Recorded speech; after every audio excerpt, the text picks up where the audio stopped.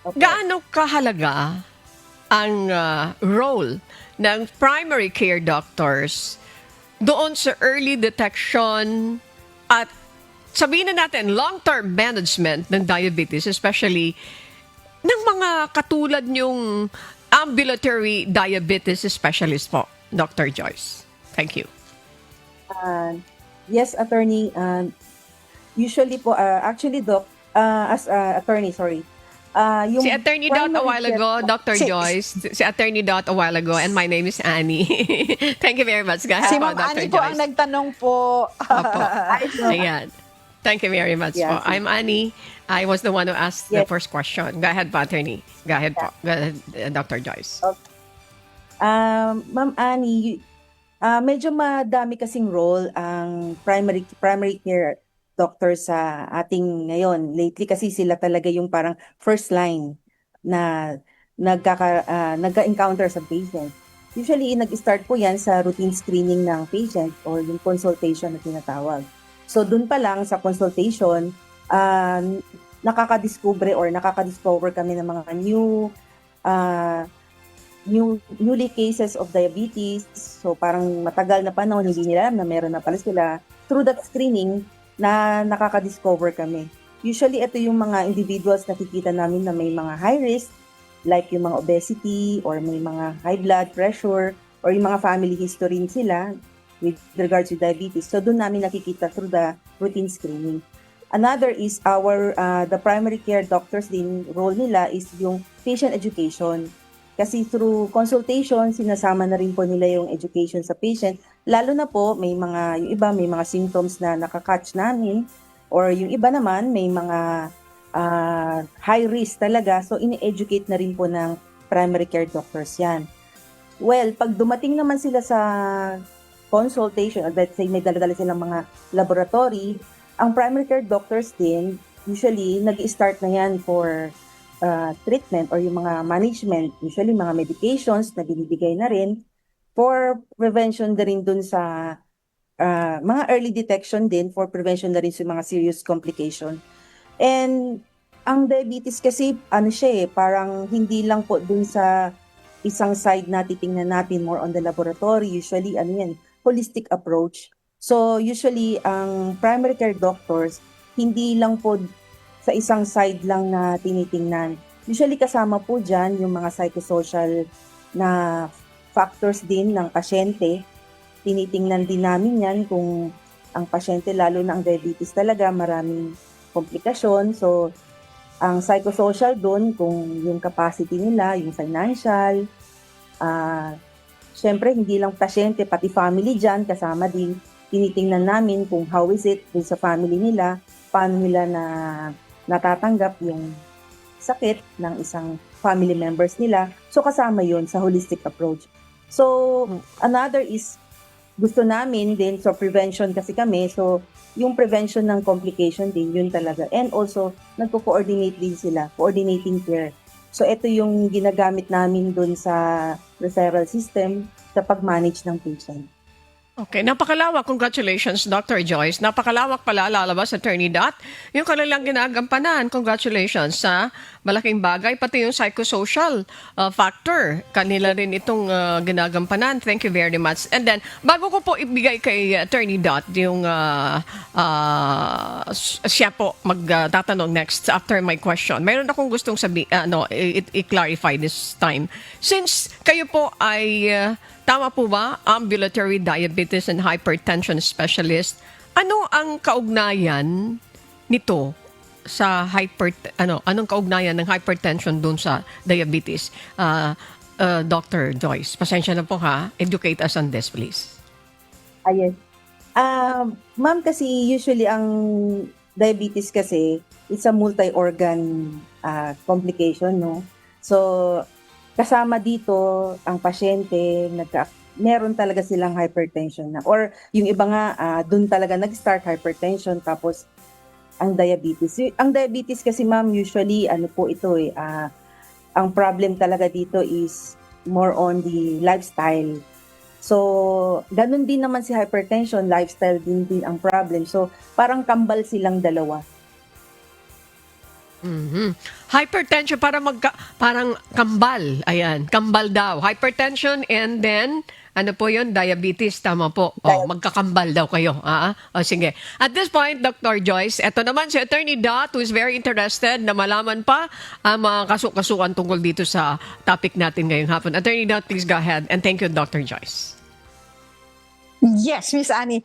Thank you very much. Dr. Joyce, marami po akong kakilala na merong diabetes and I don't want that to happen to me. And I'm sure yung ating mga nanonood po sa atin at nakikinig po sa atin, ayaw din po nila na sila ay magkaroon ng diabetes. But Doc, can you please inform us, ano po ba yung recommended na screening strategies na pwede pong gamitin ng mga primary care clinics para po ma-identify ang mga pasyente na at risk for, well, any kind of diabetes, but more importantly, yung type 2 diabetes po? Yes po, attorney. Usually, ang ginagamit talaga namin, besides dun kanina nabanggit ko po, yung routine screening, kasama din po yung mga risk factor na dun. So, usually, ginagamit talaga namin is the laboratory po. Ito po yung may HbA1c na test. Ito po yung 2 months na blood sugar po natin.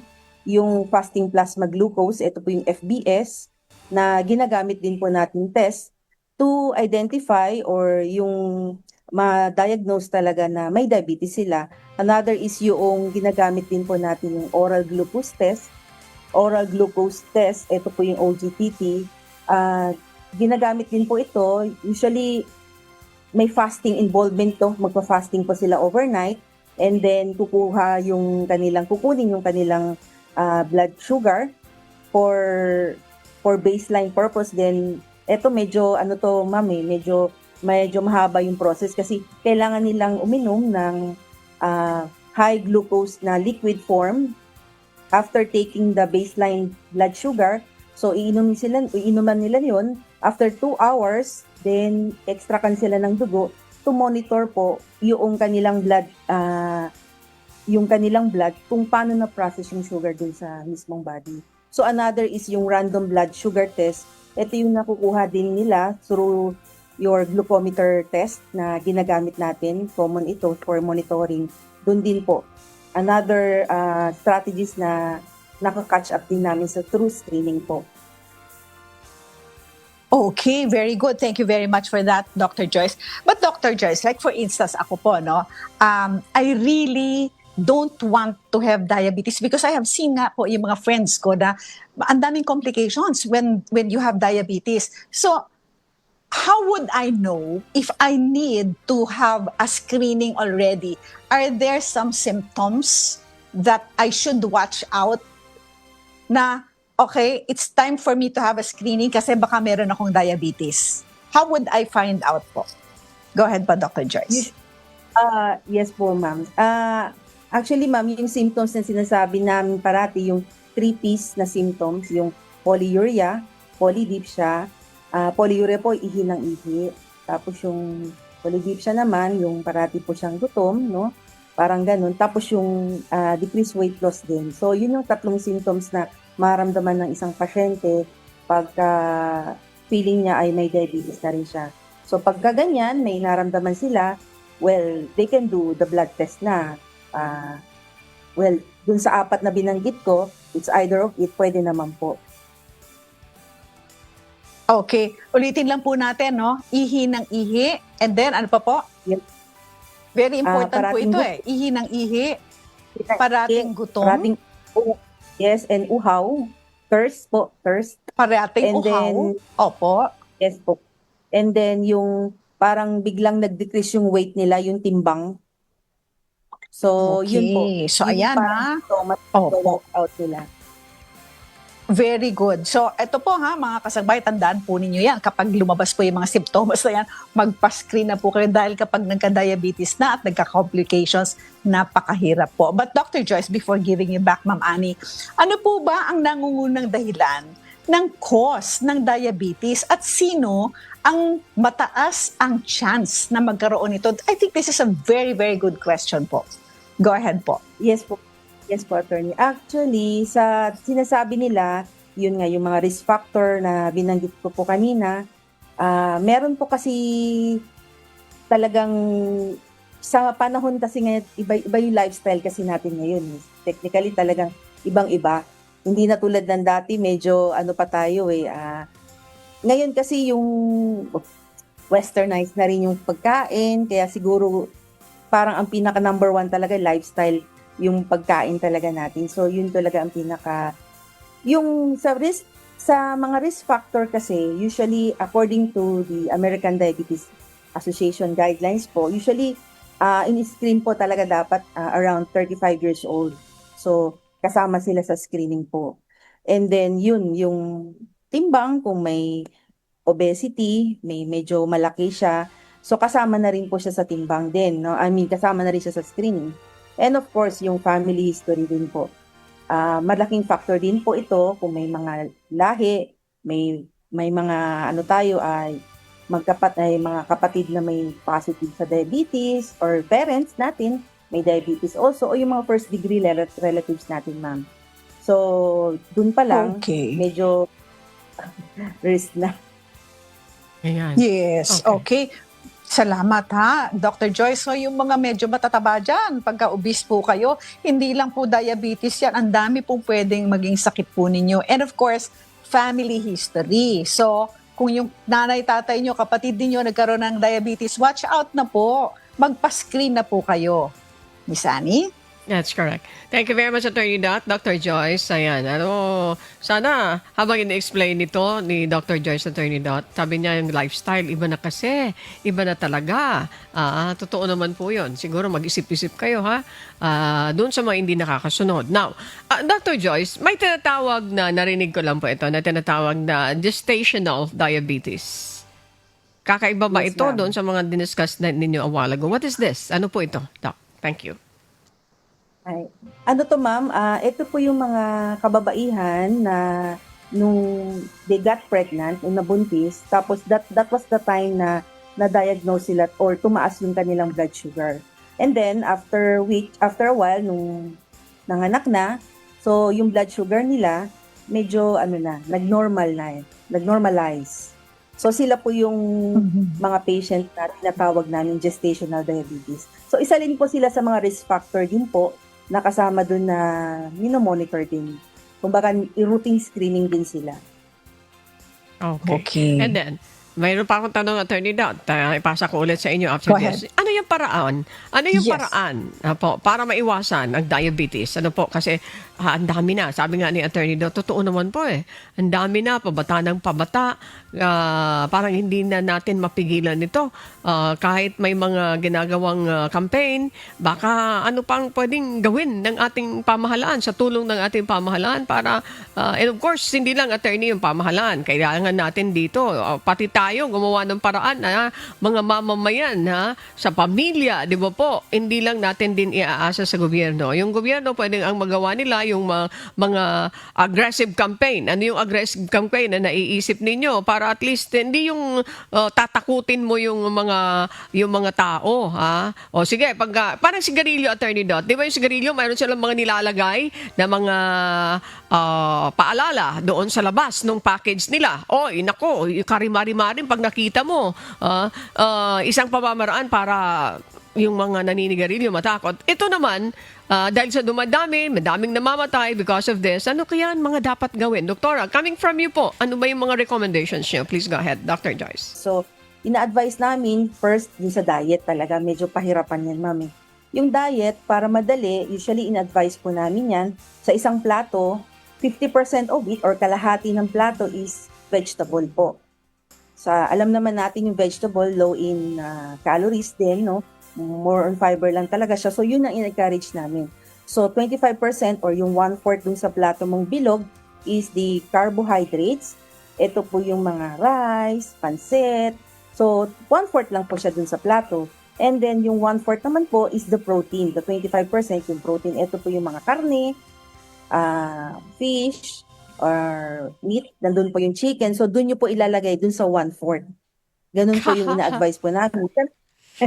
Parang guilty si ma'am. Okay. So, yun po, ma'am. Siyempre, alcohol, bawal din yung inom. Malapit na mag-Christmas. Limit lang po. Okay. Limit lang po yung sinasabi. Okay. Thank you Okay. for that, Dr. Doc, Joyce. Attorney Doc, kalahati Yeah. nun. Yung kalahati. Ay, Attorney, vegetable. Yeah. Go ahead, Attorney Doc. Thank you, Dr. Okay. Joyce. Thank you. Yes. Doc, earlier you informed us that you have to take a look at the family history because there's a, well, strong probability that if your parents had it and your grandparents had it, you might also have it. So, example na lang po, ako, kunwari lang lolo at lola ko, parents ko, mga kapatid ko, mas matanda sa akin, puro lahat nagkaroon ng diabetes. Ano po ang ma-advise po ninyo sa akin habang ako po ay bata pa na mga dapat hindi ko gawin o dapat gawin ko para hindi po ako magkaroon ng diabetes? Go ahead po, Doc. Ayun, ma'am. So, since meron na nga tayong risk factor, maganda yan, lifestyle change pa rin. So, kailangan healthy lifestyle tayo. So, yung sa binanggit ko kung paano kumain, at least balanced diet, and of course, kailangan meron tayong physical activity din, kasama din dyan, para at least may galaw, no? So, we have to eat a lot of healthy food, like yan, may mga vegetable, and fruits, more on dun tayo, wag masyadong kumain ng carbohydrates, kasi yun talaga, pag makarbo tayo, tataas talaga yung ating blood sugar. So, physical activity naman, usually kasi ang mga ang mga patient with diabetes kasi medyo sedentary yung lifestyle nila eh. So medyo pahirapan yung physical activity kasi siguro medyo busy din. Usually ang ina-advise ko sa physical, kung di kaya ng 30 minutes in a day or at least 3 times a week, kung hindi talaga kaya, kahit 10 minutes na lang after dinner, try to walk 10 minutes lang para lang magkaroon ng habit lang yung katawan or para lang magkaroon ng confidence din na masanay yung katawan na meron a little bit exercise. So mas in-encourage po namin na talagang lifestyle, yung diet, yung exercise, and of course, watch out din yung weight. Kasi yung weight din ay isa din yan factor na pagka medyo obese, prone talaga. So pagka medyo tumataba, so kailangan talaga bawas pagkain or do some exercise. Okay. And of course, Okay, ma'am, Doc. yung stress management. Opo. Ano po Di ba, yun? ma'am, yung Ano po? stress? Yung Yung stress talaga, ma'am. Oo. Oo, stress management. Dapat relax Malaki. lang tayo. Smile. Opo. But Doc, okay. Okay, ang dami niyong nasabi, no? Ang dami niyong nasabi na malaking tulong po yan para po sa mga gustong umiwas na magkaroon po tayo ng diabetes. But I want to be more specific now. Like, there are some people who really love drinking soft drinks. There are some people who really love chocolates and cakes, no? What can you tell them about this? Because I did not hear that from you earlier. And siguro, yung sinasabi ni Ma'am Ani kanina na kailangan pati yung gobyerno natin, pati ang media natin, tumulong kasi it's a serious problem. Diabetes amongst Filipinos is very, very high. So, yan po, Doc. Ano pong masasabi po ninyo dun sa mga dapat iwasan? Go ahead po. Yes, maganda yung question, attorney, kasi magki-Christmas na rin. Di ba? So, sa Thank sweets you po. naman, Opo. actually, kawawa naman pag hindi natin pinagbigyan. Di ba, ma'am? Kasi nandyan yung Opo. lecture plan. So, usually, ang in-advise po namin dyan, small amount lang. Actually, ang in-advise namin is yung pinky size lang na sweets, like yung pag-lecture plan or cakes, yung pinky size lang yung measure na kakainin mo. Kasi pag too much, expectedly, tataas talaga yung blood sugar. Pero kasi may mga patient, ma'am, doto po Doc, may gamot naman. Baka naman, cheat day. Mga ganun, ma'am. Yung madalas kong na-encounter. So, oo, yes, ma'am. Ito talagang mga ganun. So, ang sabi ko na lang, so, pagka kakain ka, so, alam mo naman kakain ka sa party or may plano ka ng kumain ng something mataas talaga yung calories, so you have to cut down yung calories mo sa other meal. Kasi di po, ma'am, may required tayong calories per day. So, you have to cut down yung other meal mo, like yung breakfast or lunch, So dinner, let's say party ka, so you have to cut down yung other meal mo para masakto lang yung calories per day mo. Kasi pag nag-shoot up yung Very calories, good. definitely shoot up din yung sugar, ma'am. Ayun, nako. Perfect Talaga naman. advice. Ay, nako. Napakahusay. Coming May from Dr. Joyce talaga. Yes. Attorney Dot, doon sa mga sagot niya sa tanong mo talagang kaakibat ang disiplina talaga niyan. Ha? Imagine Yes. kung wala yan. Naku po, parang mahirapan ka. Hindi. Maalala mo si Doc Joyce. Ayan.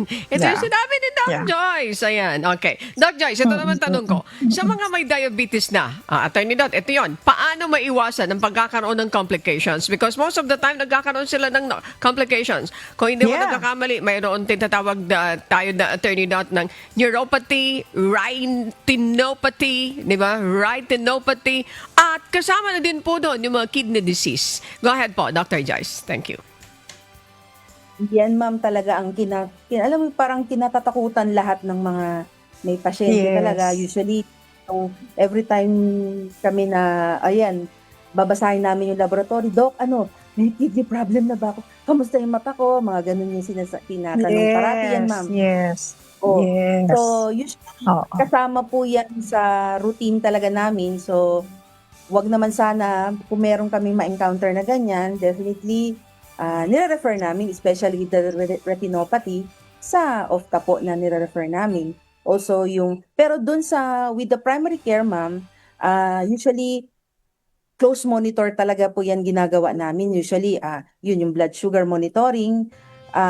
Ako, ina-advise ko sa kanila, ma'am, para lang para lang malaman ko yung paano talaga yung blood sugar niya.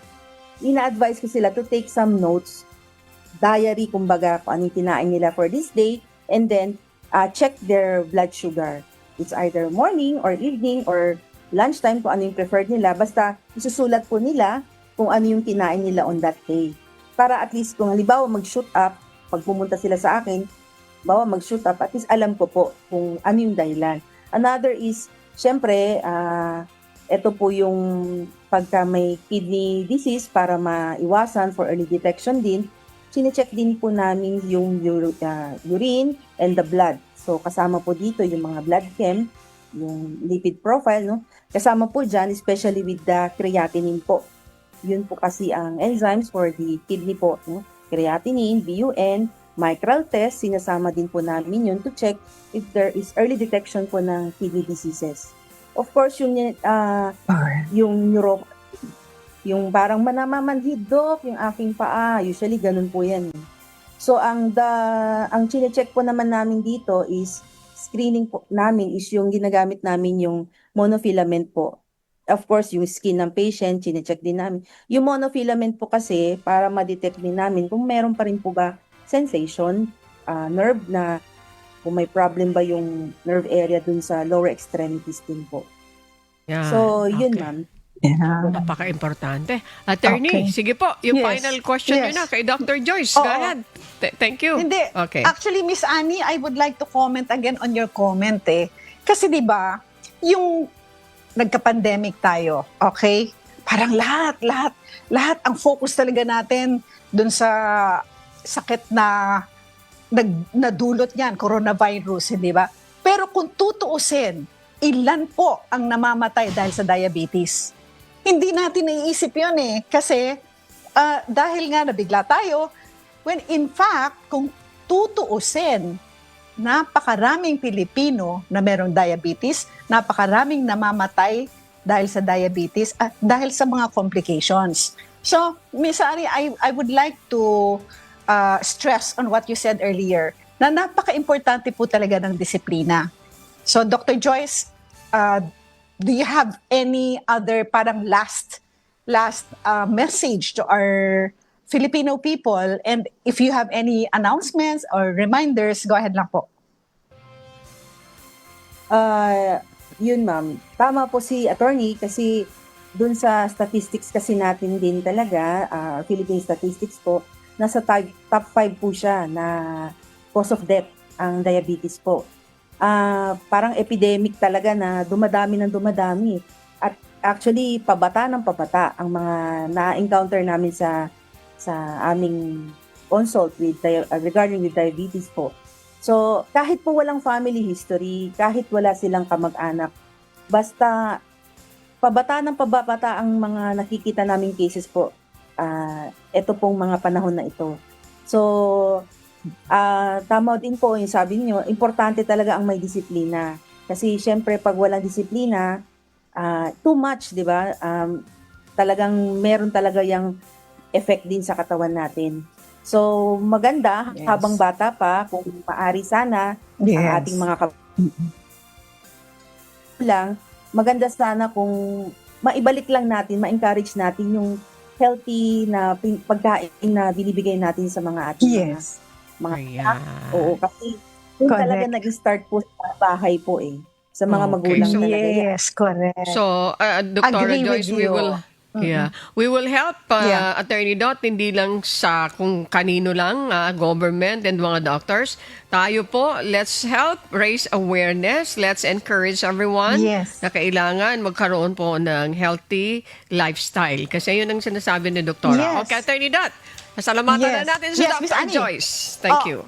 Yes, Miss Annie, thank you so very much, Dr. Joyce. And Miss Annie, siguro yung huling sinabi ni Dr. Joyce na umpisahan po ninyo sa pamilya po ninyo. Yung sa Very good. mga magulang, lalo na mga bata, no, yung may mga anak na maliliit pa. Huwag po ninyo sasanayin sa soft drinks. Huwag po ninyong sasanayin sa yes, cakes. Kaya ako tuwan-tuwa ako dun sa daughter-in-law ko. Alam mo ba, yung apo ko na 2 years old, almost 3 na rin siya, hindi niya alam yung lasa niyang mga yan. Ang hinahanap Very niya gulay. Kasi Wow. na-expose siya sa gulay. Gusto niya broccoli, cauliflower. Congratulations. Ganun. Nice. Kasi pag sinanay po ninyo, hindi ba, hahanapin na yan ng taste buds tong bata Very good. And Very good. I would like to thank Dr. Joyce Tan Ko for saying all those things and sharing it with our audience. Of course, Dr. Joyce Tan Ko, kami po lahat sa Serbisyong Bayanihan ay nagpapasalamat po sa inyo for the time that you spent with us this afternoon. Dr. Joyce Tan Ko is an ambulatory diabetes and hypertension specialist of the Valenzuela Medical Center or VMC. If you liked or learned from this video, please click subscribe.